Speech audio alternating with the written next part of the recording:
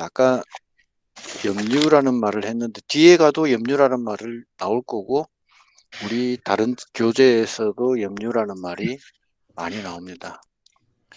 뒤에 보통 뭐 염류가 집적이 되면은 쌓이고 쌓이면은 토양에 문제가 생긴다. 그런 여러 가지 말이 있죠, 그죠? 네.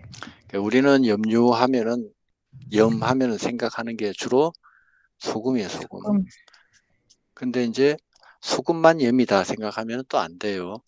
소금은 염의 종류들 가운데 가장 많은 게 소금이에요. 바닷물 속에는 바닷물 속에는 여러 가지 그 광물질들이 녹아 있어요.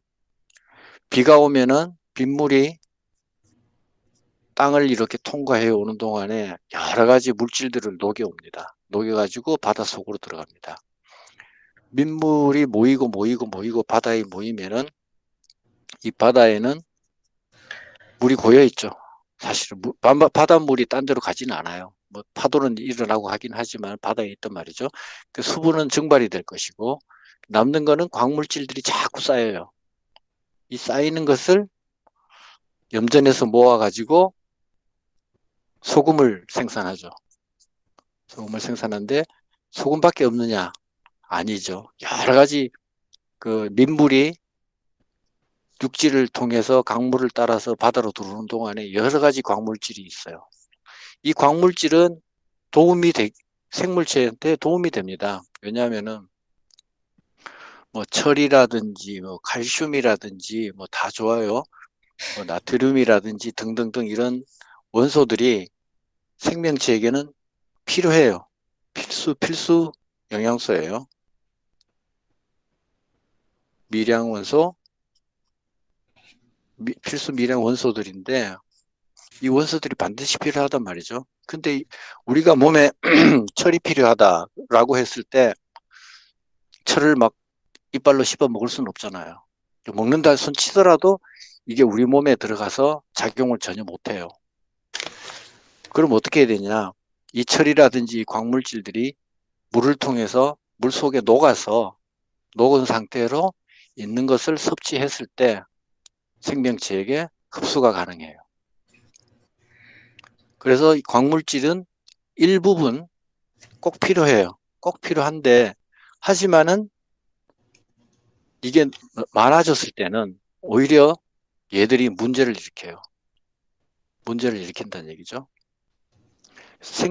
바닷물 속에나 이런 물 속에도 광물질이 녹아 있습니다. 이 광물질들이 적절하게 사용이 되면 괜찮은데 이게 집적이 돼서 토양이라든지 생물체 속에 쌓이게 되면은 각종 문제를 일으킨다. 아까 봤듯이 이 광물질들은 이온화가 되기 쉽다는 거죠. 이온화가 되기 쉬워요.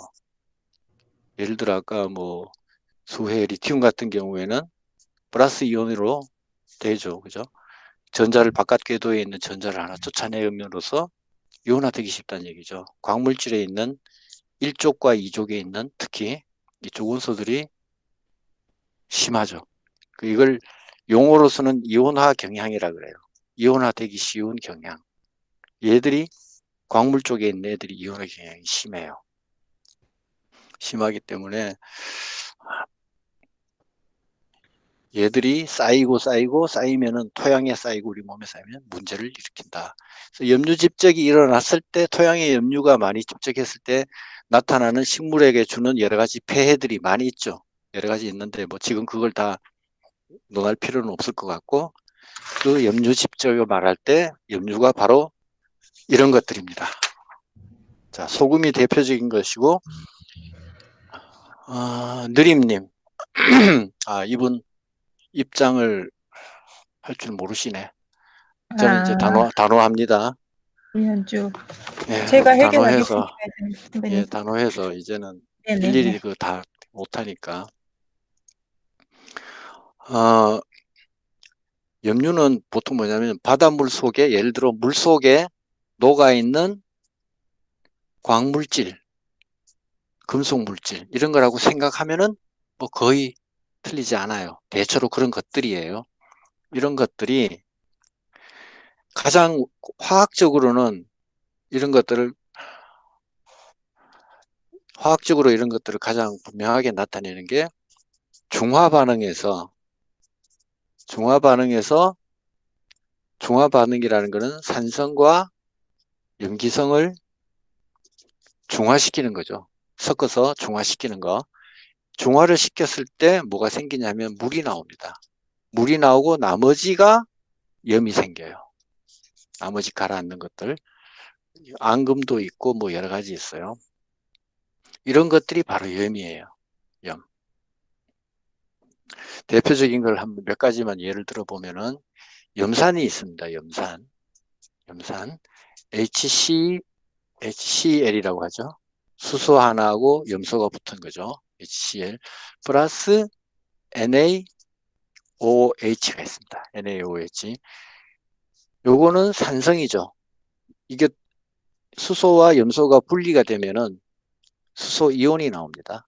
수소 이온이 나고 나트륨하고 수산기가 떨어지면은 분리가 되면은 나트륨 플러스고 염소는 마이너스가 되고 수소는 플러스가 되고 나트륨이 플러스 되면 수산기는 마이너스가 돼요.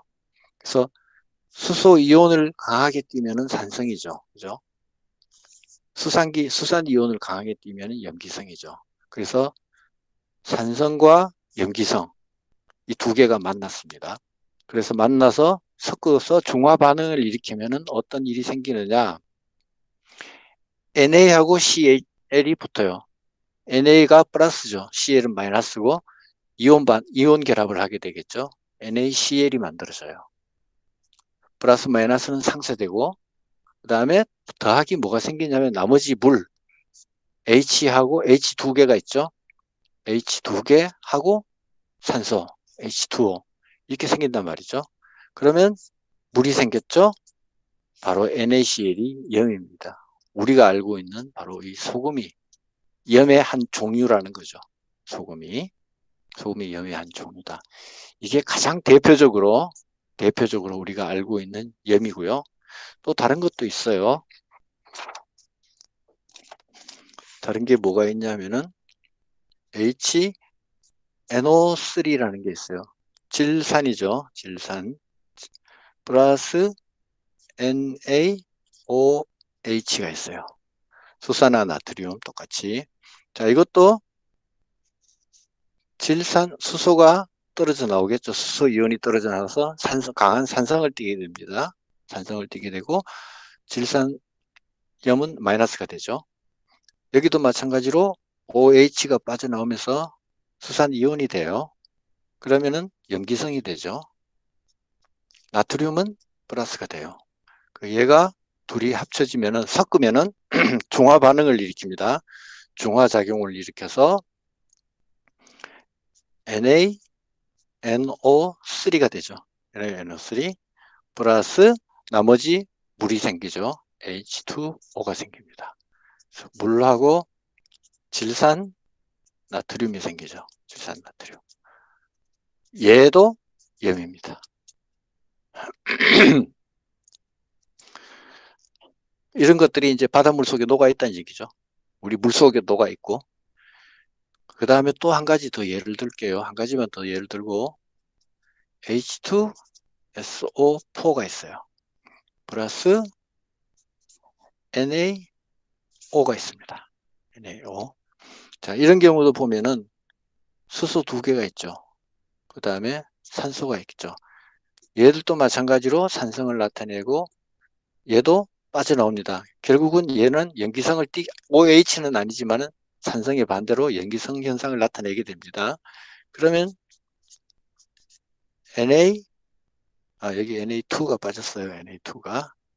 Na2SO4가 만들어지고 황산 나트륨이죠. 황산.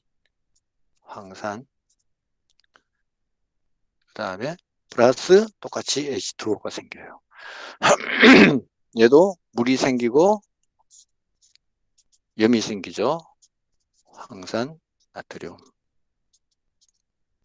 이렇게 생긴다는 거죠. 이런 것들이 다 염이에요. 소금도 염이고. 얘들이 토양에 집적이 되면 문제가 생긴다. 뭐 토양이 마르고 그다음에 양분 경쟁을 하게 되고 토양하고 수분 경쟁도 하게 되고 그래서 특히 그 비닐하우스 같은 경우에는 객토를 자주 해줘야 되죠, 그죠? 다른 데 토양을 가지고 와서 섞어주고, 그다음에 뭐 그 갈아주는 것도 많이, 토양도 많이 갈아줘야 되고, 그죠?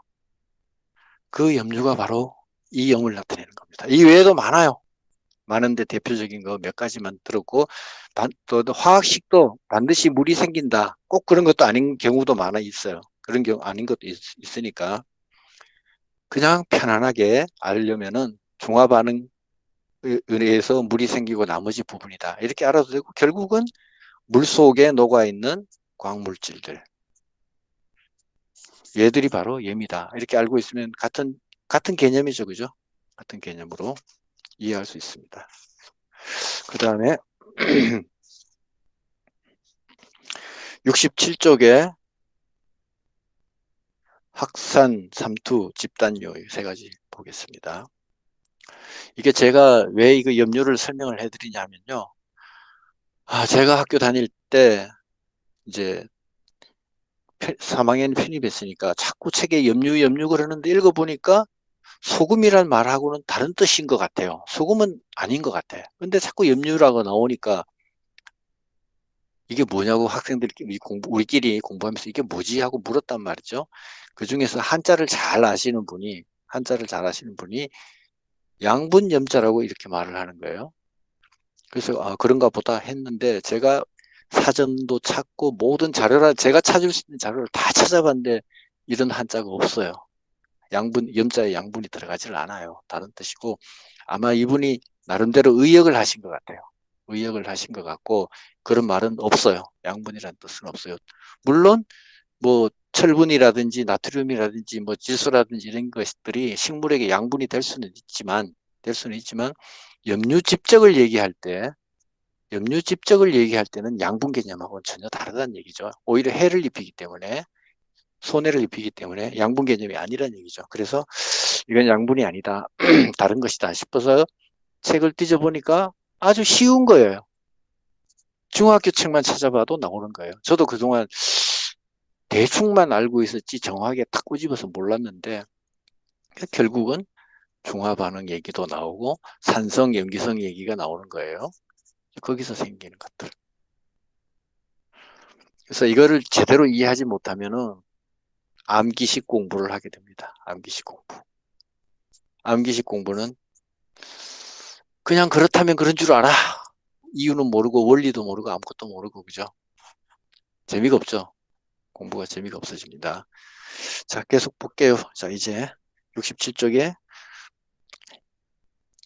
자, 물의 공유결합, 수소결합이 가지고 있는 특징으로 인해서 나타나는 여러 가지 현상들을 봤습니다. 이 외에도 현상들이 많이 있어요. 많이 있는 거 상식으로 예를 들어 드릴게요. 우리 전자레인지에 물그릇에 물을 이렇게 담아 가지고 아니면 뭐 음식도 좋아요. 음식 안에는 수분이 있기 때문에 있으면은 물 분자가 탁 이렇게 있어요. 물 분자가 탁 이렇게 있으면은 전자레인지에 넣고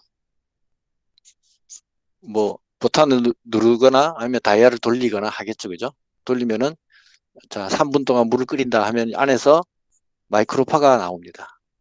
빛이 나오죠. 마이크로파가 나오면은 빙 돌면서 이 마이크로파가 와서 물 분자를 탁 때립니다. 때리면은 얘가 뱅그르르 돌아요. 뱅그르르 돌고 얘가 하나 돌면은 그 밑에 도 따라 돌고 옆에 애들 다 따라 돌아요. 그리고 얘도 한 대 맞으면은 빛에 맞으면은 얘도 따라 돌고 주변이 다 돌아요. 빙글빙글빙글 다 돌아요. 돌면서 열이 발생됩니다. 열이 발생돼요. 그래서 전자레인지에 음식이 데워지는 원리죠. 하늘에서 태양이 내리칩니다. 하늘에서 태양이 내리치는데 만약에 태양이 내리친 햇볕 아래다가 음식을 갖다 놓았습니다. 그릇을 하나 갖다 놓으면은 이 속에 물이 있어요. 물도 있고 음식도 있고 만약에 그러면 햇빛이 내려쬐면은 마찬가지 작용이 일어나요. 햇빛 속에는 자외선도 있고 뭐 적외선도 들어있을 거고 우리가 잘 아는 가시광선도 들어있을 거고 뭐 X선도 있고 뭐 감마선도 있고 마이크로파도 있고 뭐 여러 가지가 있어요. 전파들이 자외선은 대체로 그 오존층에서 걸러지죠. 오존층에서 상당한 양이 다 걸러지고 일부분이 지상으로 내려옵니다. 자외선은 이 마이크로파나 이런 것보다 훨씬 더 에너지가 높아요. 에너지가 높은 선인데 얘들이 광선들이 들어와가지고 물 분자들을 아니면 음식의 분자들을 때려요. 분자를 때리면 얘들이 마찬가지로 뱅글뱅글 돌기도 하고 진동을 막 일으키죠.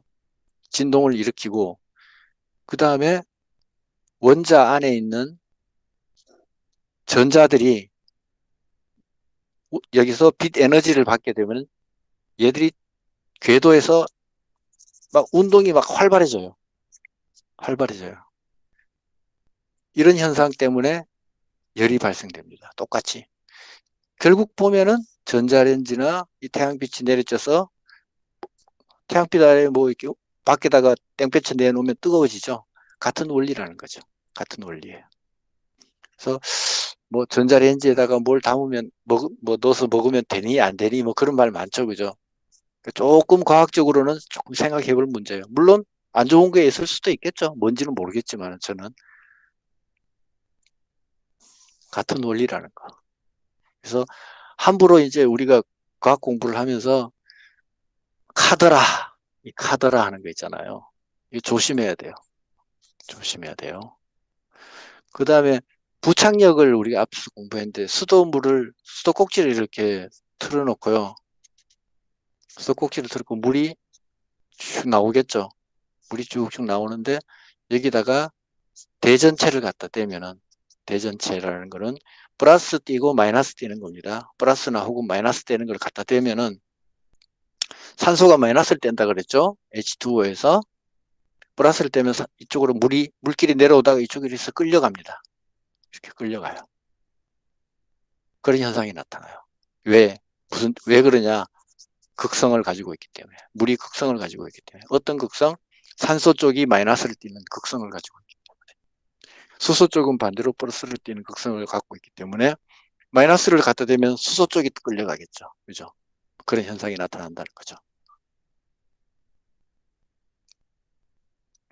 자, 이제 진짜 확산 삼투 집단요. 이제부터는 이제 분자 수준의 얘기가 아니고 이제 물질 현상 수준에서 이야기입니다. 물의 이동 방식에는 세 가지가 있습니다. 확산, 삼투, 집단유 이렇게 세 가지가 있습니다. 이 세 가지는 모두 어떤 에너지를 사용해서 의도적으로 뭔가를 일을 해서 이루어지는 게 아니라 저절로 자연 현상에서 저절로 이루어지는 현상입니다. 이런 걸 가지고 수동수송이라 그럽니다. 수동수송. 수동수송. 반대는 뭐냐? 능동수송이겠죠. 능동수송. 능동수송은 에너지를 사용하는 것이고 수동수송은 에너지를 사용하지 않는 겁니다. 자연현상에 의해서 이루어지는 것들을 수송이라고 말합니다. 자, 어쨌든 확산, 삼투, 집단유가 있습니다. 확산과 삼투는 물 분자의 개별적인 운동에 의한 것이고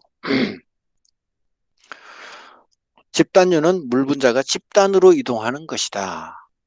확산하고 삼투는 이 물그릇 속에 있으면은 여기에다가 잉크를 한 방울 딱 떨어뜨렸습니다. 그러면은 우리가 어떻게 하지도 않았어요.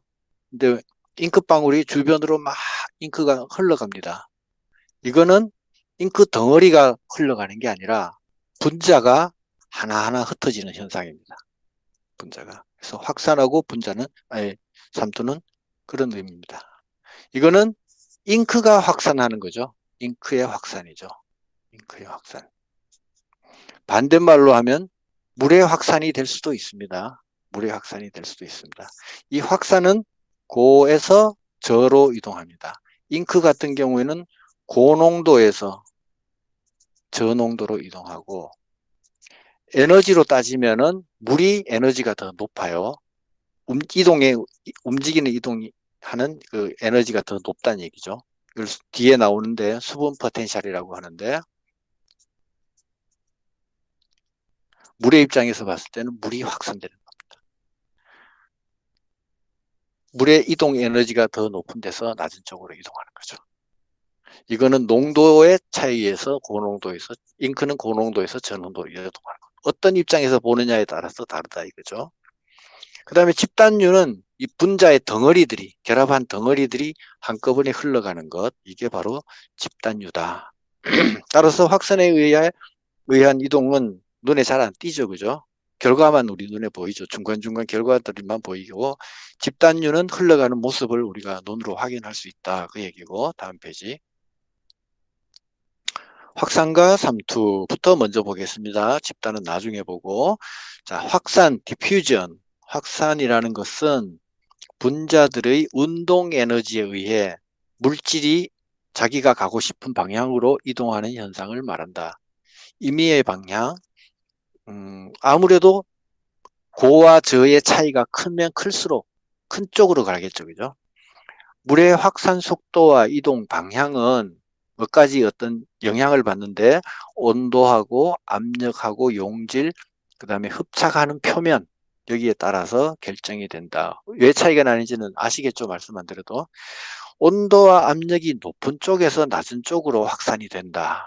당연한 얘기고, 당이나 염류 같은 용질이 첨가되거나 점토처럼 물이 흡착하는 표면을 가진 기질이 있으면 그 방향으로 물이 확산된다. 이것도 알고 있죠? 세포막처럼 물은 투과시키지만 용질은 투과시키지 않는 막을 반투성막이라고 한다. 이것도 알고 있고, 삼투라는 것은 그럼 뭐냐? 이 반투성막을 통하여 어느 한쪽으로 수분이 확산되는 현상이다. 예를 들면 반투성막을 사이에 두고 그릇에서 반투성막을 사이에 두고 순수한 물과 설탕 용액이 놓여 있다면 여기에는 순수한 물이 있고 여기에는 설탕물이 놓여 있다면 순수한 물은 설탕 용액 쪽으로 양쪽 수분이 화학 포텐셜이 같아질 때까지 확산에 들어간다. 뭐냐? 순수한 물이 여기에 막이 있습니다. 막이 있다 보니까 설탕의 입자는 통과를 할 수가 없어요. 덩어리가 크기 때문에. 근데 순수한 물은 작기 때문에, 물 분자가 작기 때문에 이동할 수 있어요. 그래서 그냥 이게 칸막이가 없다면 같이 섞이겠죠. 그렇지만은 칸막이가 있기 때문에, 반투성 막이 있기 때문에 물이 이쪽으로 흘러간다는 얘기죠. 물론 설탕물에 있던 물도 이쪽으로 옵니다. 전혀 안 온다? 그거 틀렸어요. 설탕물에 있는 물도 오고 순수한 물도 설탕 용액 쪽으로 흘러갑니다. 그러나 이쪽의 농도가 더 높기 때문에 대신에 막이 있기 때문에 순수한 물에 있는 물 분자들이 이쪽으로 더 잘 이동한다는 거죠. 그래서 농도차가 비슷해질 때까지 물이 이동을 합니다. 계속 읽어볼게요. 식물의 세포막은 반투성막이죠. 그래서 확산과 삼투가 일어납니다. 특히 인지질 이중층에서는 물의 확산 이동이 일어난다. 우리 세포막이라든지 뭐 여러 가지 소기관들의 막은 인지질 이중층으로 되어 있다는 거 말씀을 드렸죠, 그죠? 이렇게 됐고 이쪽으로 이렇게 계속 쭉 이렇게 돼 있죠. 그래서 이게 동그라미가 인이고 다리가 있는 부분이 지질층이죠. 인지질. 그래서 한 개층, 두 개층. 그래서 인지질 이중층이고 이중막이라는 거는 요거 이중층이 한 개의 막이고 또 똑같은 게 또 막이 한 개 더 있다는 얘기죠. 그래서 두 개를 합쳐서 이중막이라고 한다. 이거 기억하고 계시죠? 계속 읽어봅니다. 삼투 현상으로 물이 세포 안으로 들어가면 그 바깥으로 세포벽이 있기 때문에 압력이 증가한다. 세포 속으로 물이 들어가면은 바깥쪽에는 세포벽이 있어요. 세포 안으로 물이 들어가면은 세포막이 빵빵하게 바깥으로 늘어납니다. 빵빵해지겠죠? 이걸 가지고 팽압이라 그러고 세포벽에서 야, 너 세포막 바깥으로 나오면 안 돼 하고 딱 벽을 치고 막아줍니다. 이거를 벽압이라고 하죠. 팽압과 벽압은 방향이 반대 방향이죠. 팽압은 바깥으로 나가려는 압력이고 벽압은 안 돼, 못 나가 하고 막는 압력. 그렇게 되죠. 그림 3-6에 보시면은 방금 아까 제가 말씀드렸던 내용이 그대로 나와 있습니다. 그래서 그냥 읽어볼게요. 반투성막은 물을 투과시키지만 용질은 투과시키지 않는다. 물은 용질의 농도가 높은 쪽으로 확산하여 이동한다. 뒤에 설명하는 수분 포텐셜의 개념에 따르면 삼투 포텐셜이 높은 곳에서 낮은 곳으로 이동한다. 고에서 저로 이동하는데 순수한 물은 설탕물보다 더 잘 흘러요. 더 이동하기 쉬워요. 이걸 가지고 삼투 포텐셜이 높다고 말합니다. 포텐셜이 높다. 설탕 용액은 삼투 포텐셜이 낮아요. 이동을 잘 못합니다. 순수한 물을 기준을 둡니다. 0이라고 기준을 두면은 설탕물은 얘보다 이동을 더 못하기 때문에 운동 에너지가 더 약하기 때문에 0보다 낮은 거는 마이너스죠. 그래서 마이너스가 된다는 거죠. 그 다음에 집단율을 볼게요. 집단율. 아까 이거 말씀 안 드렸네. 확산하고 삼투는 분자 수준에서 이루어지는 거라 그랬죠. 분자 수준에서 이동하는 거고 집단율은 물의 집단 덩어리째로 이동하는 거라 그랬는데 분자체 확산하고 삼투를 무슨 확산이라고 하냐면 단순 확산이라고 그럽니다. 단순 확산. 삼투도 결국은 물이 확산하는 거예요. 용질이 확산하는 게 아니라 물이 확산하는 거기 때문에 같은 개념, 확산 개념에 막이 하나 더 있으면 삼투가 되는 거예요. 그래서 단순 확산이라 그러고 집단을 촉진 확산이라 그럽니다. 촉진 확산. 확산을 더 잘 될 수 있도록 촉진시켜주기 때문에 촉진 확산이라 그래요. 우리 책에는 안 나와 있지만은 다른 혹시나 책을 보시다가 이렇게 나오면 촉진 확산 그러면 그게 그 말이구나 이렇게 알아들으시면 돼요. 집단유 읽어보겠습니다. 압력 기울기에 따라라고 있습니다. 압력의 기울기라면 압력이 고에서 저로 흘러간다 이 뜻이죠. 압력이 고와 저로 이렇게 기울기가 져 있다 이 뜻입니다. 그죠? 기울기가 있다. 따라 물 분자의 집단이 이동하는 것을 집단유라고 한다. 벌크플로우. 집단유는 어떤 힘이 외부로부터 작용하여 압력 기울기가 발생할 때 일어난다. 즉, 물 분자 집단에 압력이 가해지면 물 분자는 압력이 낮은 쪽으로 집단적으로 이동한다. 강물의 흐름이나 수도관을 통한 물의 이동이 바로 집단유이다. 폭포수가 막 떨어지죠. 그러니까 위에서 높은 데서 낮은 쪽으로 중력이 작용하죠. 중력도 일종의 압력이죠. 아니면 기압이라 해도 좋고요. 압력이 수압이라 해도 좋고 이 압력에 의해서 밑으로 떨어지죠. 한꺼번에 왕창 떨어지죠. 집단유죠. 그러면 식물 세포막에서는 어떠냐? 식물의 세포막에서도 아쿠아포린이라는 내재성 단백질에 의해 형성된 수분 선택적인 채널을 통해 미약하지만 집단유에 의한 수분 이동이 일어난다. 아쿠아라는 말이 물이라는 뜻이죠. 우리 그 아쿠아랜드 그리고 뭐 수영장이나 이런 데 물놀이장 가면 아쿠아란 말 많이 쓰죠. 그죠? 그다음에 포린은 그냥 구멍이란 뜻입니다. 구멍. 그래서 물구멍이에요. 물구멍. 자, 계속 읽고 위에 그림을 볼게요. 그냥 볼게요. 바로 위로 봅시다. 그림 3-7에 보시면은 세포막에서 물의 확산 이동과 집단요 이렇게 나와 있죠. 물 분자는 이중막을 통해 여기서는 이중막이 아니라 이중층이라고 써야 맞을 것 같아요. 이게 조금 교수님 옆에 계시면은 저자가 옆에 계시면 이거 이중층이라고 고치면 어떻겠어요? 라고 말하면 그게 낫겠네 라고 말할 거예요 아마. 자, 물 분자는 이중층 혹은 뭐 이중막을 통해 개별적으로 확산해 안으로 들어간다 까지만 읽고 그림을 보시면 물 분자가 그 인지질 이중층의 사이로 뚫고 한 개씩 이렇게 많지는 않지만 한두 개, 네 개, 다섯 개 이렇게 지나가요. 그죠? 그러니까 인지질에서 인 동그라미가 있는 것이 인인데 인산 쪽인데 이쪽은 친수성이죠. 친수성.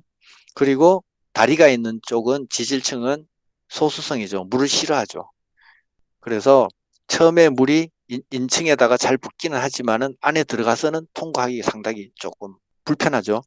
그러다가 마지막에는 또 쉽게 통과하겠죠. 어쨌든 물 분자는 작기 때문에 이 세포 막층을, 이중층을 통과한다는 얘기예요. 그렇지만 많이 통과하지는 못한다. 소수성 지질 부분, 다리 부분이 있기 때문에. 그 다음 또 읽어볼게요. 한편 아쿠아포린이라는 수분 선택적인 채널을 형성하는 수송관 단백질이 있다. 자, 아쿠아포린 위에 그림에 나와 있듯이 그 녹색 부분으로 된 겁니다. 그게 이제 아쿠아포린이에요. 물구멍이죠. 물구멍인데 이게 수분 선택적인 채널이라 그랬습니다. 자, 수분만 선택해서 다른 거는 못 지나가고 수분만 지나갈 수 있도록 만들어진 거예요. 수송관 단백질, 괄호 열고 내재성이라고 되어 있죠. 내재성하고 다른 말은 내재성과 다른 것은 표재성이라는 것도 있었죠. 그죠? 표재성. 이중층이 있다면은 바깥에 이렇게 붙어 있는 게 표재성이었고 안쪽으로 뚫고 같이 통과해서 있는 거를 내재성이라고 그랬다 그랬죠. 이게 단백질입니다. 단백질 성분. 이것을 통하여 또 계속 읽어봅니다. 이것을 통하여 미세한 집단유가 일어나 빠르게 수분이 세포막을 통과할 수 있다. 예, 우현주님 어서 오세요. 아쿠아포린은 무기이온 수송 채널과는 다르며 주로 수분 흡수 부위에 분포한다. 무기이온도요. 무기 양분들도 똑같이 이런 식으로 한꺼번에 필요한 거는 한꺼번에 이렇게 통과시키기도 해요. 근데 이거는 물 전용이라는 거죠. 물만 통과시키는 전용이라는 거죠. 이게 바로 집단유입니다. 근데 이제 이런 게 있어요. 집단유는 이게 내재성 단백질은 이 세포막에 전부 다 있는 게 아니에요. 군데군데 있어요. 그죠? 그렇지만은 세포막 전체로 확산은 다 일어날 수 있어요. 그래서 그래프를 그려보면요. 이게 만약에 시간이다 잡고 이게 이동량이라고 쳤을 때 시간의 감에 따라 이동량은 얼마나 될까 이렇게 따졌을 때 단순 확산, 확산하는 거는 그냥 비스듬하게 일어날 거예요. 전체 양이. 그죠? 이게 확산이라고 보면은. 근데 촉진 확산, 집단유로 가는 건 어떻게 되냐? 처음에는 많아요. 많은데 구멍에 한계가 있다 보니까 물구멍이 무한정이 있는 게 아니고 한계가 있다 보니까 어느 정도 한계치에 다다르면 그 다음에는 그냥 똑같다는 얘기죠. 그죠? 이런 현상이 나타난다는 거예요. 그게 차이점입니다. 요 정도는 이 상식으로 이해하고 계시면 좋겠어요. 그 다음에 수분 포텐셜의 이해, 이 부분을 보겠습니다. 여러분들이 공부에 대한 열정은 제가 잘 알아요. 잘 아는데 공부는 뭐 배운다 가르친다 이걸 떠나서 리더가 있고 그 다음에 따라오는 사람이 있습니다. 그죠? 이 두 사람이 궁합이 잘 맞아야 돼요. 공부가 잘 되려면. 그래서 다 어려워요. 그죠? 다 살아가기에 열심히 살아야 되는 사람들이에요. 우리는 모두 다. 우리는 뭐 다 뭐야 재벌이라 하더라도 더 바빠요. 우리보다. 사실은 더 바빠요. 더 바쁜데 어쨌든 사람은 누구나 열심히 살아갑니다. 그렇지만은 하나의 목표점을 정하고 우리가 같이 하자고 뜻을 모았으면은 작은 노력은 해야 된다는 거죠. 최소한의 노력. 그거를 보면은 제가 눈물이 납니다. 더 잘해주자. 더 잘하자. 근데 연락도 없고 아무것도 없고 그냥 그렇다 그러면 저는 그냥 끝입니다. 더 생각 안 합니다. 왜냐하면 저는 인간이기 때문에 한계가 있는 사람이기 때문에 신이 아니기 때문에 더 할 수가 없어요. 그런 점은 좀 양해해 주시기 바랍니다. 쓸데없는 소리고. 자, 그 다음에 69쪽에 수분 포텐셜의 이해. 이제 여기를 들어가겠습니다. 자, 여기서부터 어려운 거예요. 수분 포텐셜의 이해. 어렵지만 밑에 세 줄을 읽어보겠습니다. 일단 읽고 들어갈게요. 수분은 확산과 집단유에 의해 토양에서 식물체를 거쳐 대기로 이동한다. 자, 알만한 얘기죠. 이러한 수분의 이동은 근본적으로 물의 화학 포텐셜, 즉 수분 포텐셜의 기울기에 따라 일어난다. 화학 포텐셜 중에서도 물과 관련된 거는 물이니까 수분 포텐셜이에요. 이 기울기에 따라서, 기울기라는 것은 높은 데서 낮은 걸 얘기하죠. 낮은 쪽을 얘기하죠. 그죠? 고에서 저로 이동한다. 다시 말해 물은 수분 포텐셜이 높은 곳에서 낮은 곳으로 이동한다. 자, 요거 용어만 딱 해놓을게요. 수분 포텐셜. 수분이라는 거는 물이잖아요. 그죠? 포텐셜이라는 거는 뭐냐면 포텐셜 에너지를 말해요. 에너지. 포텐셜 에너지. 포텐셜 에너지란 우리말로 하면 잠재적인이라는 뜻이에요. 잠재적인 혹은 뭐 잠재된 뭐 이런 뜻이에요. 잠재성이라는 거 있잖아요. 잠재성. 그죠? 모든 물질에는 포텐셜이 있어요. 잠재성이 있어요.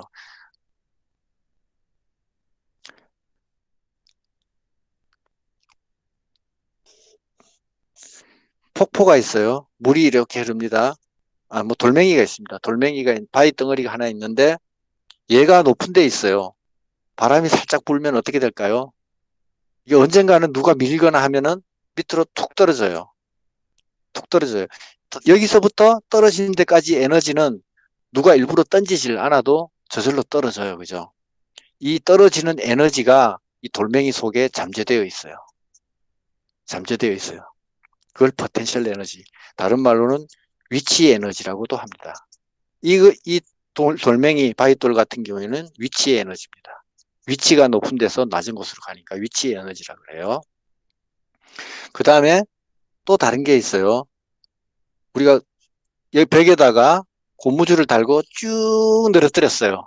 원래 고무줄 길이는 요만큼이에요. 근데 쭉 늘어뜨려서 여기까지 왔어요. 얘한테는 에너지가 있습니다. 무슨 에너지? 잠재적인 에너지가 있어요. 어떤 잠재적인 에너지? 얘를 탁 놓으면은 슝 하고 날아가서 벽을 탁 때리는 에너지가 있다는 얘기죠. 그 에너지가 이 고무줄 속에 잠재되어 있어요. 이거를 탄성 포텐셜이라고 그래요. 탄성 포텐셜. 그래서 이런 것들은 옛날부터 있던 겁니다. 옛날 역학적 에너지라는 것은 옛날부터 있던 겁니다. 자, 여기까지만 일단 해놓고요. 해놓고 이제 다음 넘어갈게요. 자, 수분 포텐셜을 이해하지 않은 이야기는 무슨 말이냐면은 다음 페이지 넘어가 주세요. 수분 포텐셜을 이해하자는 뜻은 뭐냐 하면은 자, 사람은 우리는 좋아요. 컵을 이용합니다. 컵을 이용하고 아니면 빨대를 이용해서 또 뭐 있어요? 뭐 컵이든 그릇이든 다 좋아요. 그죠? 병을 이용하든 뭐 다 좋아요. 손에 들고 입에 대고 힘을 줘서 빨아먹든가 마시든가 합니다. 여기에는 다른 말로 하면 에너지가 들어간다는 얘기죠. 어떤 일을 한다는 얘기죠. 물을 마시는 행위, 일이 이루어지는 거죠. 그죠? 근데 이거는 동물이 하는 일이에요. 그죠? 동물은 강아지는 혓바닥 내밀어서 빨아먹잖아. 물을 먹잖아요. 그죠? 근데 식물은 어때요?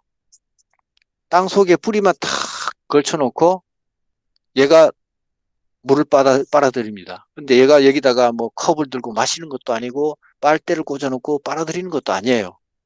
식물이 막 일부러 막 빨아들이는 게 아니에요. 근데 어떻게 물이 안으로 들어가냐는 거죠. 그게 왜 그러냐인 거예요. 옛날 사람들은 몰랐어요. 그런데 아까 그 위치 에너지하고 탄성 에너지를 얘기했었는데 유럽 사람들은 궁금하게 생각했습니다. 이런 것들이 왜 이렇게 자연 세계 속에는 우리 사람들이 일을 하지 않았는데도 어떤 이동이 움직임이 생기고 일이 발생이 될까? 왜 그럴까? 그걸 궁금하게 여기는 거예요. 밥 먹고 할 일 없는 게 아니고 정말 그런 고민을 철저히 했다는 거죠.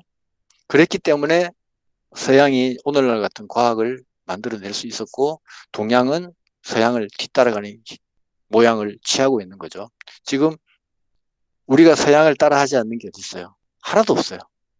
음식, 가장 적은 게 음식이에요. 따라하지 않는 것 중에 가장 따라하지 않는 게 음식이에요. 하지만 우리도 양식 종류를 얼마나 많이 먹어요, 그죠? 햄버거도 많이 먹고, 그죠? 음식을 빼놓고는, 그러니까 의식주가 있는데요. 식이 사람 몸에서 가장 가까워요. 그 다음에 의예요. 그 다음에 주예요.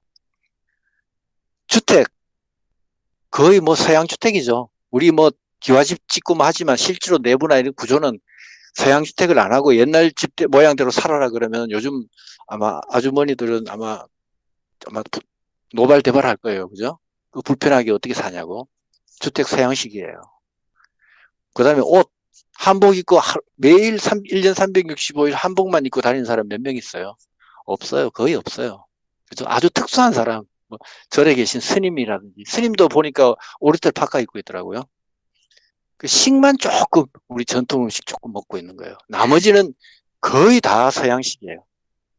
사실 동양이 서양한테 밀릴 수밖에 없는 거는 고민을 안 했기 때문에요. 고민을. 어떤 고민을? 바로 식물은 어떻게 해서 물이 저절로 이동할까? 이런 기초적인 고민이 있죠. 이런 고민을 안 하고 살았기 때문에 그래요. 눈앞에 보이는 어떤 공부라는 것이라든지 뭐 이런 궁금증 이런 거는 왜 필요하냐? 먹고 살기 위한 기술로서 필요하지 궁금증을 해결하기 위한 도구로는 필요 없다고 생각했기 때문에 동양이 서양한테 지금 밀린 거죠. 위치 에너지나 탄생 에너지나 이런 고민을 언제부터 구체적으로 과학적으로 했냐 하면은 뉴턴 때부터예요. 이게 1640년대예요. 45년인가 뭐 하여튼 1600년대 1650이라고 칩시다. 이 시절이에요. 이 시절 따지면 우리나라가 중종 때 그죠? 쯤 될 거예요, 아마. 얘기가 좀 딴 얘기로 가는데 그냥 할게요. 이 시절에 벌써 유럽 사람들은 이런 원리에 대해서 벌써 해결책을 내놓고 다 했다는 거죠. 어느 정도. 틀을 만들어 놨다는 얘기죠. 중종 때는 뭐 했습니까? 뭐, 장 누구예요? 저 여자 죽여라 하고, 그죠? 장 누구죠, 그? 장녹수. 네, 뭐 아니, 장록순가 뭐 이런 거. 근데 이제 이 시절에 그래도 우리나라의 인생을 아름답게 열심히 불태우며 산 사람들이 딱 그래도 두 사람 있었죠, 그죠? 과학적으로, 그래도 최대한 과학적으로 산 사람이, 그 사람이 허준이고, 또 한 사람이 누구예요? 대장금이죠, 그죠? 허준이는 선조 때하고 광해군 때 사람이고, 대장금은 연산군하고 중종 때 사람이죠. 그러니까 해필이면 이 광해군, 연산군이 연관이 되네요, 그죠? 나름대로 어떤 과학적인 원리나 이런 걸 따져가지고 음식을 만들든지 뭐 아니면 약재를 만들든지 하여튼 고민을 하고 노력을 했던 사람이지만 그러나 이 사람들도 수해립의 붕탄질 이런 거에 대해서는 전혀 몰랐던 사람들이에요. 화학이라는 거 화자도 몰랐던 사람들이에요. 근데 지금 아직도 우리나라에는 보면은 TV 방송 이렇게 보면은 제가 우리나라를 싫어서 그런 게 하는 게 아닙니다. 반성하는 겁니다. 이거는 TV 보면은 아직도 그 한의사분들이나 이런 분들이 나와서 이거는 동의보감에도 나오는 아주 대단한 이론입니다. 그래서 꼭 드세요 이런단 말이죠. 허준 우리 할아버지는 수소도 몰랐고 산소도 몰랐고 아무것도 몰랐어요. 그죠? 근데 아직도 한의사 애들이 동의보감 갖고 TV에 나와가지고 뭐라 한다는 얘기죠. 너무 이제 아직도 우리가 수준이 이거밖에 안 되는 거예요. 우리나라가. 그래서 공부도 겉으로 보이는 현상만 가지고 자꾸 우리가 공부하고 뭘 따기 위해서 공부하고 뭐 따기 위해서 해야죠. 당연히 해야 되는데 그것만 한다는 게 문제라는 거예요. 뭐만 쓸데없는 얘기 했는데 그래도 하고 싶은 얘기였어요. 그래서 공부를 하실 때 조금 그런 마음을 가지고 원리를 이해한다 그런 마음을 가지고 해주시면은 공부가 재미있을 거예요. 자, 이제 여담은 그만하고요. 뜻을 알았습니다. 예, 고맙습니다. 잔소리하면 싫어하시는 분도 많으실 텐데. 아니에요. 귀감이 됩니다. 그래서 식물은 어쨌든 컵이나 빨대나 이런 걸 전혀 사용하지 않아요. 그렇지만은 식물은 식물 속으로 물이 흘러가고 키가 100m가 넘는 식물의 꼭대기에도 물이 흘러갑니다. 이건 무슨 작용에 의해서냐? 뭔가가 저절로 일어나는 현상이 있기 때문에 그런 거예요. 그죠? 저절로 일어나는 현상이 있기 때문에. 그 저절로 일어나는 현상이 뭐가 있을까? 찾아봤어요. 과학자들이. 우리 식물학을 하고 하는 사람들이 찾아봤고, 저도 찾아봤어요. 찾아보니까 해보자는 거죠. 먼저 역학적 에너지를 먼저, 이건 뉴턴 시대의 에너지 이론입니다. 이때 이론은 운동 에너지하고 위치 에너지, 아까 말씀드렸던 위치 에너지, 이 수준에서 얘기했어요. 뭐, 대포를 빵 쏘면 이게 몇 미터를 날아가는데 그 몇 미터를 날아가게 하는 근본 이유가 뭐냐? 그거는 뭐, F는 ma다. 뭐 이런 식으로 뭐 여러 가지가 나오겠죠. 그죠? 나오고, 뭐, EP가 있고, EK가 키네신, 뭐, 있는데 뭐 공식이 어떻다. 뭐, MGH다. 뭐 이렇게 있어요. 근데 이것만 가지고는 식물이 뭘 저절로 빨아들이는 현상을 설명하기에는 조금 약해요. 다만 위치 에너지 요것만은 위에서 저절로 떨어지는 현상이 나타나요. 그죠? 나타나기 때문에 조금 기억은 하고 있을 필요는 있어요. 감안을 하고 있자는 거예요. 그 다음에 요 근래 나온 이론이 아인슈타인하고 뭐 이런 사람들 나온 게 물질 자체가 가지고 있는 에너지가 있어요. 물질 자체의 에너지. 예를 들어 원자가 있으면은 이 원자의 양성자나 중성자의 원자 핵도 계속 움직입니다. 그리고 전자도 움직여요. 이 전자가 바깥쪽으로 원자 핵으로부터 멀어지면 멀어질수록 에너지가 높아지고 가까이 가면 가까이 갈수록 에너지 준위가 낮아지면서 그 남는 에너지를 발산을 시킵니다. 그게 바로 빛이라는 거죠. 이런 식으로 물질 자체가 가지고 있는 에너지가 있어요. 근데 이 물질 자체가 가지고 있는 에너지는 우리가 측정을 할 수가 없어요. 아직 이걸 측정할 수도 없고 원론적으로 측정이 불가능하다고 말합니다. 왜? 하이젠베르크라는 사람이 불확정성 원리라는 것을 발표를 했죠. 1900년대 초에. 이 얘기는 뭐냐면은 이 원자 내부에 있는 이 핵이라든지 전자의 움직임을 우리가 살펴보니까 얘가 어디 있는지를 찾아 놓으면은 어디로 이동하는지를 알 수가 없고 어디로 이동하는지를 길을 가다 보면 얘가 어디 있는지를 놓쳐버린다는 거죠. 그러니까 얘는 모르겠다는 거예요. 그래서 도무지 알아낼 수가 없다는 거죠. 측정을 할 수가 없다는 거죠. 여기 있는가 싶었더니 금방 여기 있는 게 아니고 여기 없고 여기 딴 데가 있고 딴 데 있나 보다 했더니 이미 여기는 없고 여기 있나 했더니 또 없고 이렇다는 거죠. 그래서 측정을 할 수가 없습니다. 그렇다면은 이 물질 자체가 가지고 있는 이론을 가지고 우리는 이 저절로 현상 이거를 파악할 수가 없어요. 그럼 뭘로 알아야 될 것이냐? 그래서 이제 1900년대, 1800년대 말부터 나온 이론이 있어요. 그게 열역학 법칙입니다. 열역학 법칙. 이거는 우리한테 도움이 됩니다. 어떻게 도움이 되냐? 열역학 법칙에는 영법칙이라는 게 있습니다. 영법칙. 이 영법칙이라는 건 뭐냐 하면은 평형의 간단하게 말하면 평형 이론이에요. 평형. 모든 에너지는 평형한 쪽으로 흐른다는 거죠. 평형하게 된다는 거죠. 예를 들어 뜨거운 물질과 차가운 물질을 붙여 놓으면은 뜨거운 물질에 있던 열이 차가운 쪽으로 흘러가서 나중에는 똑같이 온도가 평형을 이루더라. 예를 들면 그런 겁니다. 그러면은 이 에너지가 뜨거운 것이 차가운 곳으로 흐르는 이거는 누가 시켜서 하는 일이냐? 아니다. 저절로 일어나더라. 저절로. 이건 자연 현상이다. 이걸 우리 과학적인 용어로는 자발성이라고 합니다. 자발성. 자발적으로 일어나더라. 오케이. 이거 우리한테 도움이 돼요. 그죠? 자발적으로 일어나는 평형 이루는 거. 그죠? 이게 우리한테 식물이 물을 빨아들이는 현상에 대해서 이해할 수 있는 한 가지 방식이에요. 물론 여기 공식도 많고 하지만 다 생략. 저도 잘 모르고 봐도 알았다가 또 까먹고 그래요. 제가 물리학과 출신이 아니라서 잘 몰라요. 그 다음에 두 번째가 일법칙이라는 게 있어요. 1법칙. 이거는 그냥 참고로 알아놓으시면 돼요. 여러분들 많이 들어보셨던 에너지 보존의 법칙이에요. 에너지라는 거는 예를 들어 자동차의 엔진에서 열을 발생시켰는데 이것이 조인트를 통해서 이렇게 흘러가다 보니까 바퀴가 굴러가서 움직이더라는 거죠. 이동을 하더라는 거죠.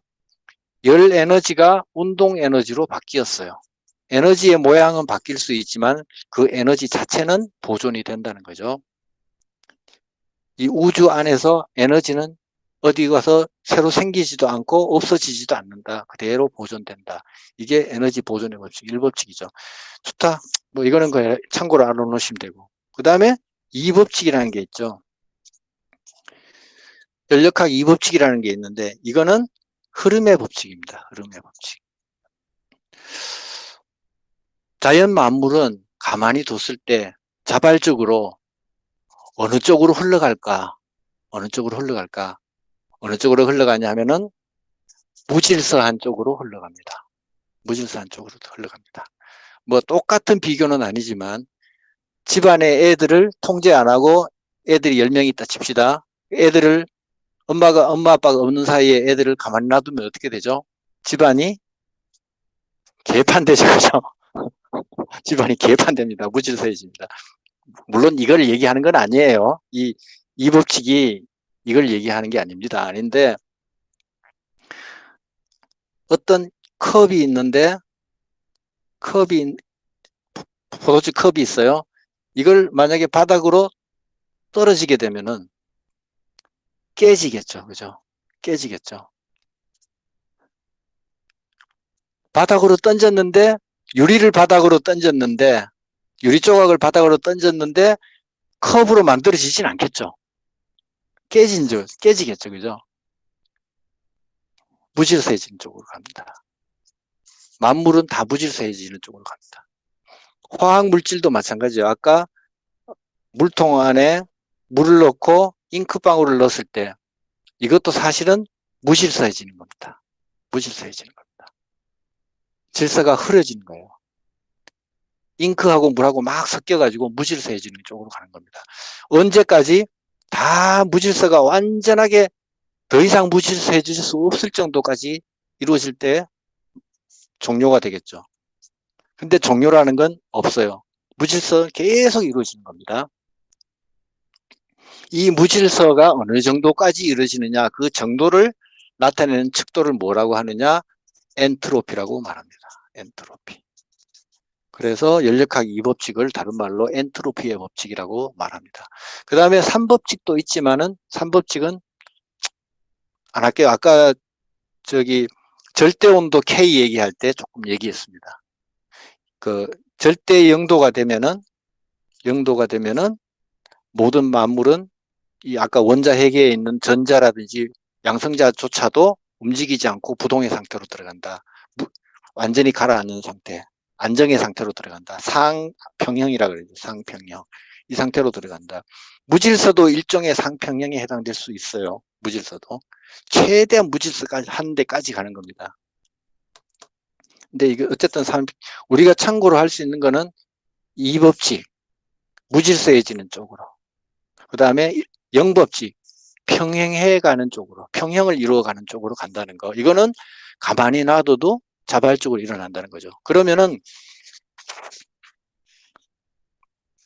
컵 안에, 물그릇 안에 물이 있고 잉크방울을 떨었을 때 우리가 가만히 놔둬도 얘들은 스스로의 에너지에 의해서 우리가 어떤 에너지를 추가하지 않았음에도 불구하고 스스로의 잠재되어 있던 에너지에 의해서 주변으로 퍼져가서 무질서해지는 쪽으로 가서 최종적으로 농도가 똑같아지는 평형을 이룰 때까지 저절로 이루어지는 겁니다. 이 원리가 바로 식물이 물을 빨아들이는 원리랑 관계가 있다는 거죠. 이해하셨습니까? 저절로 이루어지는 거죠. 그러면은 식물에 저절로 물을 빨아들이려면 어떻게 돼요? 이 원리만 이용한다면은 식물체 뿌리가 고농도다. 막은 삼투막이다. 식물의 세포는 삼투막이다. 바깥에는 순수한 물이 있다. 그러면 저절로 물이 들어가잖아요. 그죠?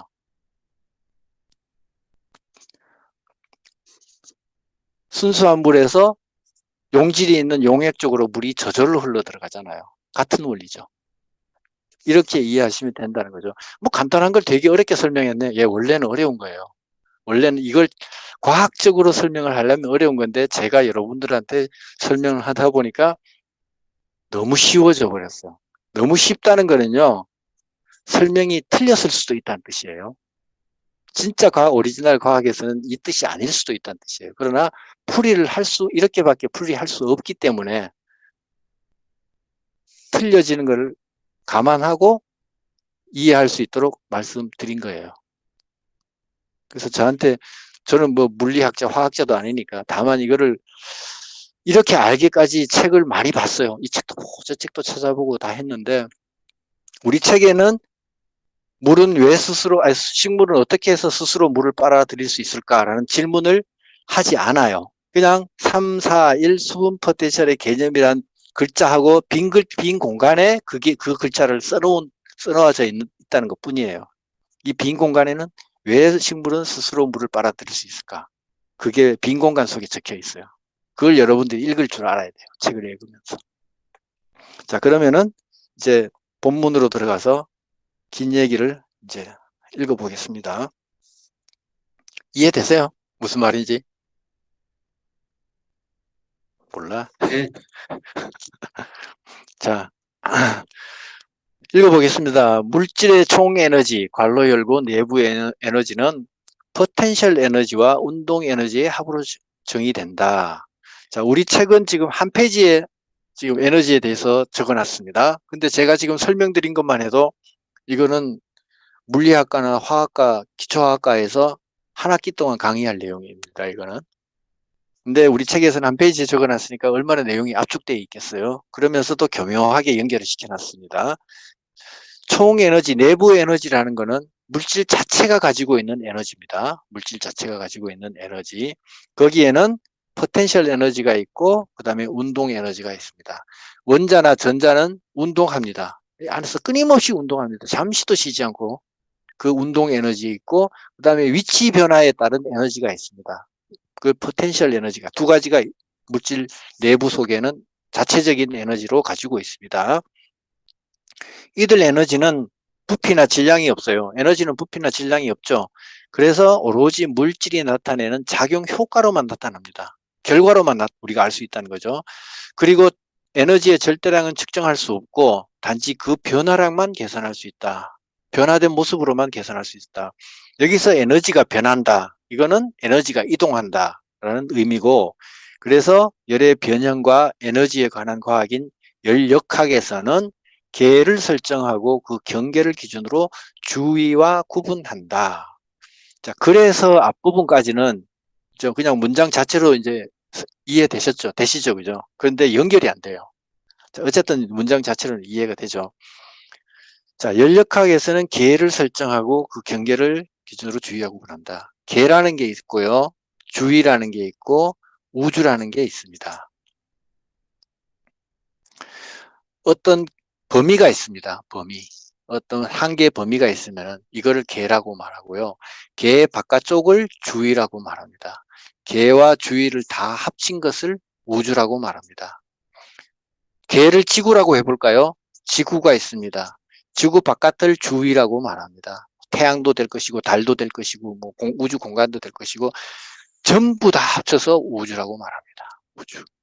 그 같은 원리예요. 개념이에요. 따지고 보면은. 그러면은 식물로 봅시다. 저기 예쁘장하게 생긴 꽃이 하나 피어 있습니다. 얘를 개라고 합시다. 꽃 하나를 개라고 합시다. 얘가 살아가는 주변 환경을, 이 모든 것을 주위라고 합니다. 개와 주위를 다 합쳐서 우주라고 말합니다. 그 다음에 식물의 여기 이제 세포만 갖고 우리가 연구합시다. 세포 하나만 가지고 연구하겠습니다. 그럼 이 세포 하나를 개라고 합니다. 이 세포의 바깥에 있는 세포들이라든지 뭐 수분이라든지 뭐 여러 가지 많겠죠. 옆에는 또 나무도 있을 거고 뭐 여러 가지 있는데 이 모든 것을 주위라고 합니다. 이걸 다 합쳐서 우주라고 합니다. 이제 이해되시죠? 그죠? 개라는 거는 어디를 기준으로 정하느냐에 따라서 정해지는 거고 나머지는 주위 다 합친 것은 우주. 이렇게 되는 겁니다. 그 개와 주위 사이에서 그러면은 어떤 에너지나 물질이 왔다 갔다 이동을 하느냐 안 하느냐 거기에 따라서 또 분류가 됩니다. 고립계라는 게 있고요. 고립계. 이 개가 고립계가 있고 그 다음에 닫힌 개가 있고요. 그 다음에 열린 개라는 게 있습니다. 열린 개. 고립계는 물질과 에너지가 둘 다 통과를 할 수 없어요. 이동이 안 됩니다. 닫힌 개는 물질은 이동이 안 되지만 에너지는 이동이 가능합니다. 열린 개는 둘 다 이동 가능합니다. 그러면 식물의 세포는 물이라든지 영양분이라든지 이런 것들이 왔다 갔다 이동을 하죠. 그러면은 물질 이동하네요. 그죠? 그 다음에 에너지. 바깥으로부터 뭘 충격을 받거나 여러 가지 에너지 힘이 전달될 수 있어요. 통과합니다. 그래서 식물체, 동물체나 이런 것들은 세포들은 열린 개가 되죠. 그 세포 안쪽으로 물이 흘러 들어간다. 그거는 식물체가 바로 열린 개이기 때문에 가능하다는 거죠. 그래서 이런 현상 때문에 주위로부터 주위에 있는 물이 식물세포의 개 안으로 이동이 가능한 겁니다. 그래서 화학적 작용이 일어나는 겁니다. 그 다음 계속 보겠습니다. 수분 포텐셜과 관련이 있는 에너지는 자유에너지다. 갑자기 수분 포텐셜과 관련이 하고 수분이란 말이 갑자기 툭 튀어나와 버렸어요. 그래서 조금 당황스러운데 아까 우리 자발성이라는 얘기 했잖아요. 연력학에서. 그 앞 문장에서도 연력학 얘기가 또 갑자기 툭 튀어나왔고요. 물질의 총에너지 얘기하다가 갑자기 마지막 줄에 연력학이 툭 튀어나와 버렸고 연력학에서 갑자기 수분 포텐셜로 또 툭 튀어나가 버렸어요. 원래는 이 사이에 설명할 얘기가 많은데 자 좋아요. 어쨌든 연력학은 자발성이라는 걸 얘기를 했어요. 자발성. 자발성을 얘기하는 어떤 수학적인 풀이가 있습니다. 수학적인 풀이. 풀이로 할 수 있는 게 그걸 자유에너지라고 합니다. 자유에너지. 에너지 변동을 자발성이 일어나는 에너지를 수학적으로 풀이할 수 있는 방식. 그게 자유에너지입니다. 그 자유에너지. 이걸 누가 알아냈냐? 깁스라는 사람이 알아냈어요. 물론 깁스 앞에 이전에 연구한 사람도 있습니다만은 대표적으로 깁스를 예를 듭니다. 그래서 깁스의 자유에너지라고 말합니다. 이 자유에너지에서 자유라는 말은 뭐냐? 얽매이지 않았다는 뜻이겠죠. 그죠? 얽매이지 않았다는 뜻. 얘가 마음껏 이동하면서 어떤 일을 하는 겁니다. 물 속에 잉크방울이 떨어졌을 때 잉크가 자기 스스로 막 이동하는 거, 이거는 바로 자유에너지입니다. 자유로운 에너지입니다. 물질 속에 갇혀있는 내부 에너지는 이걸 할 수가 없어요. 자유에너지가 있기 때문에 가능하다는 거죠. 자유로운 에너지, 얽매여 있지 않은 에너지. 그럼 자유에너지는 공식이 어떻게 되느냐?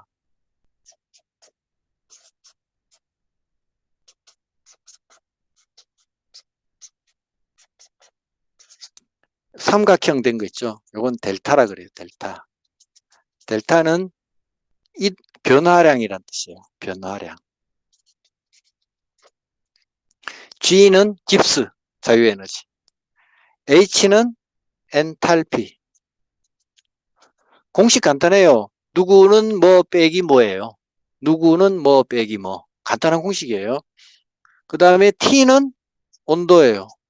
온도. 온도니까 일단 온도는 같은 온도라 생각하면 상관없어요. 뺍시다. S는 엔트로피예요. 엔트로피. 자, 그러면은 자유에너지라는 거는 뭐냐? 엔탈피에서 엔트로피를 뺀 거예요. 그 엔트로피는 아까 우리 공부했잖아요. 그죠? 무질서. 가만히 뒀을 때 무질서한 쪽으로 자꾸 세상은 흘러간다는 거. 만물은 무질서한 쪽으로 흘러간다는 거. 그럼 얘는 우리가 건물을 짓는다는 거는 건물을 벽돌을 쌓아서 건물을 짓는다는 거는 엔트로피에 반대되는 현상이죠. 엔트로피를 낮추는 현상이고 건물이 무너지는 거는 엔트로피가 높아지는 현상이에요. 그죠? 그러면은 엔탈피는 엔트로피의 반대 개념이겠죠. 기본적으로 가지고 있는 에너지, 내부 에너지도 포함해서 뭐 다른 여러 가지 부피라든지 뭐 압력이라든지 이런 것들이 포함되는데 어쨌든 어떤 물체가 가질 수 있는 최대한 모든 에너지를 가지고 엔탈피라 그래요. 그 얘는 뭔가를 만들어 갈 수 있겠죠. 만들어 갈 수도 있겠죠. 그래서 이 엔탈피라는 에너지에서 무질서해지는 거, 이거를 빼버리면은 남는 게 자유 에너지라는 거죠. 이 에너지가 바로 일을 하게 되는, 일을 가능하게 하는 에너지라는 겁니다. 자, 계속 볼게요. 수분 포텐셜과 관련 있는 에너지는 자유 에너지다. 자유 에너지는 개와 주의 사이의 경계를 넘어서 일에 사용될 수 있는 에너지의 척도이다. 요까지 말씀드렸고요. 다시 말해 일정한 온도와 기압 하에서 뭐 온도 기압 신경 쓰지 마세요. 그 다음에 그냥 일로 전환할 수 있는 최대 에너지의 양이라고 할 수 있다. 일할 수 있는 에너지가 바로 자유 에너지다. 그 뜻이죠. 자유 에너지 역시 앞에서 언급한 것처럼 그 변화량을 측정하게 되면, 그러니까 그 자체 에너지 자체를 측정할 수는 없고 변화된 모습을 보고 측정할 수 있다는 얘기죠. 자유 에너지 역시 했고, 그 다음에 단위는 줄이라든지 칼로리를 나타낸다. 어떤 물질 1g 분자량의 자유 에너지를 화학 포텐셜이라고 한다. 이 자유 에너지를 화학적인 의미에서 바라봤을 때 화학 포텐셜이 되는 겁니다. 화학 포텐셜. 모든 물질은 화학 반응을 일으켜요. 우리 몸도 화학 공장이에요. 화학작용이 일어나는 공장입니다. 그래서 이 화학작용이 일어날 때 물 속에 잉크방울을 떨어뜨리는 것도 이것도 화학작용입니다. 여기서 나타나는 이 자유에너지, 이 자유에너지를 가지고 바로 화학 포텐셜이라고 한다 이거죠. 그리고 이 화학 포텐셜 중에서도 물과 관련된 것, 그거를 수분 포텐셜이라고 한다. 무슨 말인지는 모르겠지만 하여튼 자연스럽게 흘러가고 따라오다 보니까 이해는 되는 것 같은데 오긴 왔어요. 여기까지. 그죠? 그렇게 하여튼 왔어요. 자, 그럼 또 읽어볼게요. 수분 포텐셜은 토양식물 대기로 이어지는 연속계에서 물의 화학 포텐셜, 다른 말로 하면 수분 포텐셜을 서술하고 수분 이동을 설명하는 데 사용된다. 결론적으로 식물이 어떻게 해서 식물 뿌리에서 물이 흡수되는가, 이거를 설명하는 가장 적절한 이론은 바로 수분 포텐셜이라는 거죠. 물이 가지고 있는 화학 포텐셜, 즉 물이 가지고 있는 자유 에너지가 얼마나 많으냐, 어느 쪽이 많으냐에 따라서 많은 쪽에서 적은 쪽으로 흘러가는 그 원리에 의해서 물이 식물체 속으로 흘러간다는 얘기죠. 1962년 슬레이티어와 테일러, 이 두 사람이 에너지 단위로 표시되는 화학 포텐셜 대신에, 예를 들어 줄이라든지 뭐 칼로리 그 대신에 이를 물의 부분몰 부피로 나누어 부분몰 부피로 나누어, 이거 생각하지 마세요. 부피 상관없습니다. 이제 왜냐면은 같은 부피라고 생각하면 되니까, 부피는 똑같다고 생각하면 되니까 그냥 1이라고 생각해요. 없다고 생각하자고요. 나누어 단위를 압력으로 나타낼 수 있는 수분 포텐셜 값을 사용하자고 제안했다. 왜 압력으로 나누어서 하냐? 결국 물이라는 거는 압력에 의해서 이동한다. 압력 있죠, 그죠? 삼투압도 압력이고, 그죠? 그 다음에 수압도 압력이고, 그 다음에 팽압도 압력이고, 아까 벽압도 압력이고, 다 압력과 관련되어 있더라는 얘기죠. 물의 이동은. 화학작용에서는 뭐 화학물질을 두 가지 섞을 때는 뭐 삼투뿐만 아니라 다른 작용이 많죠. 뭐 산성과 염기성 작용도 있을 것이고, 뭐 여러 가지 작용이, 전기적 작용도 있고 한데, 우리가 식물에서만 얘기할 때는, 수분 얘기할 때는 이동을 얘기하는 거니까, 이동을 얘기할 때는 결국 압력의 얘기라는 얘기예요. 그래서 압력 단위로만 계산해보자 이 뜻이에요. 안녕하세요. 지금 몇 페이지인가요? 70페이지랍니다. 70페이지 하고 있습니다. 70페이지 셋째 단락이요. 그래서 압력을 가지고 이야기합니다. 그에 따라 수분 포텐셜은 한 조건에서 용액 중 물의 화학 포텐셜과 대기압하의 같은 온도에서, 이것도 빼버려요. 같은 온도 뭐고 다 필요 없어요. 그러니까 용액 중의 물하고 그 다음에 순수한 물의 화학 포텐셜의 차이, 이거를 나타낸다. 분모를 부피 이거 다 빼버립시다. 그냥 용액하고 순수한 물. 이것의 차이. 누가 포텐셜 에너지가 더 크냐에 따라서 측정해보자 이거예요. 누가 더 잘 흘러갑니까? 여기다가 물길 두 개를 이렇게 내놓고 여기는 설탕물을 붓고 여기는 순수한 물을 부어요. 누가 더 빨리 갑니까? 순수한 물이 더 빨리 간다. 그렇게 그랬죠. 그 얘기예요. 그래서 순수한 물하고 용액하고 어떤 게 더 잘 이동하느냐의 차이. 그걸 부피랑 나누자 얘기거든요. 그 부피는 필요 없어요. 부피는 필요 없어요. 같다고 보면 되니까. 즉 수분 포텐셜은 다음과 같은 식으로 얻을 수 있다. 참고로 연력학에서 삼투압은 용매의 몰당 희석 자유 에너지. 그러니까 설탕이 섞여 있는 설탕물 내에 있는 에너지. 이렇게 생각하면 되는 거예요. 그걸 델타 F. 그 다음에 용매의 분모를 부피로 계산한다. 구체적으로 하면은 푸시 이렇게 냈습니다. 자, 여기 보면은 수분 포텐셜을 나타내는 표시가 요거예요. 요거. 원래 이거 의학에서는 푸시라고 읽습니다. 왜 푸시라고 읽느냐 하면은 PS 발음이 나기 때문에 그래요. PS. 우리 이거 싸이라는 말 있잖아요. PSY 할 때. 이게 이렇게 써요. 이게 Y자거든요. 이게 PS예요. 싸이. 싸이란 말 많이 들어가죠. 뭐 사이코 그러기도 하고 뭐 사이콜로지 뭐 이런 말도 있고 그죠? 많이 있죠. 싸이란 말이. 요즘은 이 피음이 묵음이 된 거예요. 옛날에는 푸시 이렇게 됐는데 요즘은 그냥 싸이로 읽는 거죠. 묵음이 됐기 때문에 묵음. 어쨌든 푸사이로 표시를 하고 뒤에 밑에다가 푸사이에다가 밑에다가 작게 W를 씁니다. W는 워터겠죠. 그죠?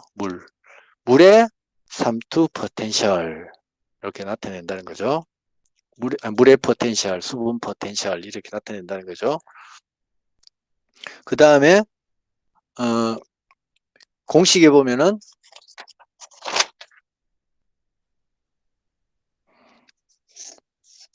푸사이 W, 푸사이라고 읽는 건 그 영어식 발음이에요. 영어식 발음인데 푸사이는 이렇게 됐습니다. 자, 부피가 V고요. 물의 부피란 뜻이죠. 물의 부피, 분해. 이거 신경 안 써도 된다 그랬습니다. 자, W, 물의 용액. M자는 용매를 뜻합니다. 용매가 녹아있는 용액. 요건 W고요. 요 글자는 영어의 M자에 해당돼요. M자. 이렇게 쓰던 게 자꾸 변해서 M자로 이렇게 바뀌게 된 거예요. 이거 딱 그리스예요. 다 그리스. 그리스가 아니고 헬라어예요. 헬라어.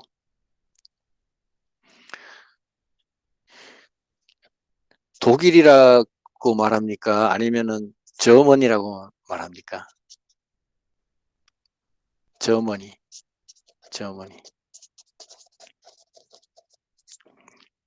우리는 독일이라고 말하죠. 저머니 영어죠. 그죠? 독일 사람들은 스스로를 도이칠란트라고 말하죠. 그죠? 독일 사람들 스스로는 도이칠란트라고 말하고 영어에서는 저머니라고 말하고 우리말에서는 독일이라고 말합니다. 그리고 자기 나라를 헬라스라고 말하는 사람들이 있어요. 영어에서는 그리스라고 말합니다. 우리말로는 히랍이라고 말합니다. 우리말은 히랍이에요. 야, 너 저머니 갔다 왔니라고 말하지 않고 독일 갔다 왔니라고 하듯이 너 그리스 갔다 왔니라고 말하면 안 되고 히랍에 갔다 왔니라고 말해야 맞다는 거죠. 딴소리. 자, 어쨌든 W. 그 다음에 빼기. 미의 W인데 제로예요. 이 제로라는 말은 기준이란 뜻이죠. 기준은 뭐가 기준이죠? 순수한 물. 그럼 이렇게 놓고 보면은 부피는 생각하지 말고 용액 용액하고 순수한 물의 차이예요. 그러면은 순수한 물이 더 에너지가 높다고 그랬습니다. 더 잘 흐른다고 얘기했어요. 자유 에너지가 더 많다고 그랬어요. 그죠? 그렇다면은 순수한 물을 0으로 놓는다면은 용액의 에너지는 자연히 0보다 낮은 거, 마이너스가 되는 거죠. 자연히 마이너스가 되는 거죠. 자, 그걸 밑에 설명이 나와 있으니까 마저 읽어보겠습니다. 어떤 물질의 화학 포텐셜은 상대적인 값으로 주어진 상태에서 한 물질이 포텐셜과 표준 상태에서 같은 물질의 포텐셜 차이로 나타낸다. 수분 포텐셜도 그 절대량을 측정할 수가 없으므로 어떤 기준점을 정해서 μ 제로를 설정해서 이를 중심으로 값을 매긴다. 즉 일기압 등온 조건의 기준 상태에서 순수한 물의 수분 포텐셜을 0으로 한다. 이렇게 하면 용액의 수분 포텐셜은 항상 0보다 낮은 음의 값이 된다. 보통 화학 포텐셜은 에너지 단위인 줄, 또는 칼로리 이런 걸 사용한다 그랬죠. 표시하지만 수분 포텐셜은 다 압력과 관련된 거기 때문에 압력 단위를 쓴다. 바 또는 메가파스칼 이거를 쓴다는 거죠.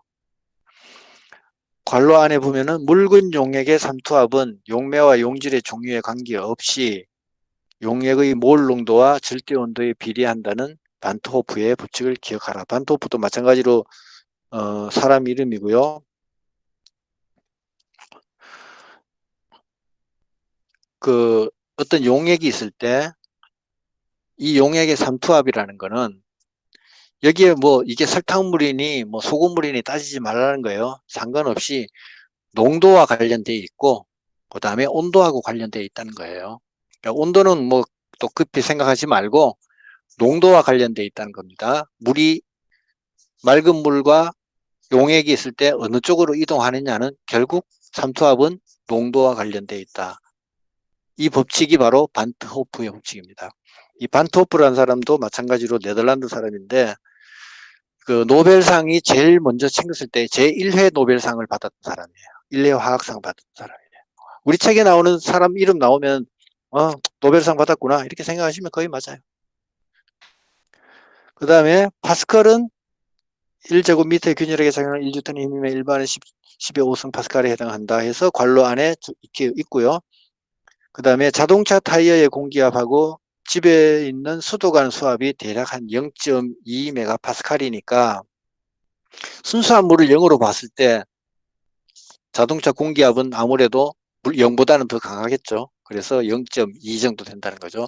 0.1과 0.2 차이가 어마어마하다는 거예요. 그래서 자, 여기까지가 지난 일요일 날 공부했던 진도 나갔던 까지 여기까지 나갔습니다.